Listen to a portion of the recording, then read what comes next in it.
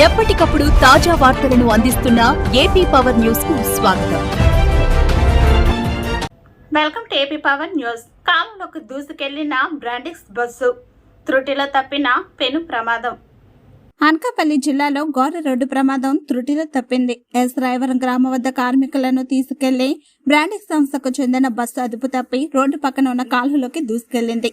వివరాల్లోకి వెళ్తే ఈ బస్సు ఎస్ రాయవరం నుండి పి ధర్మవరం వైపు వెళ్తుండగా ఈ ఘటన చోటు చేసుకుంది.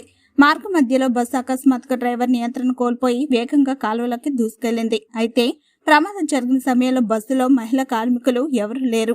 కేవలం డ్రైవర్ మాత్రమే ఉన్నారు. బస్సు ఖాళీగా ఉండడంతో పెను ప్రమాదం తప్పిందని స్థానికులు, అధికారులు ఊపిరి పీల్చుకున్నారు. ఒకవేళ బస్సులో కార్మికులు ఉంటే తీవ్రంగా విషాదం జరిగేది ఉండేది. ఈ ప్రమాదంలో బస్ డ్రైవర్ స్వల్ప గాయాలతో సురక్షితంగా బయటపడ్డాడు. సమాచారం అందుకున్న వెంటనే స్థానికులు, పోలీసులు సంఘటన స్థలానికి చేరుకున్నారు.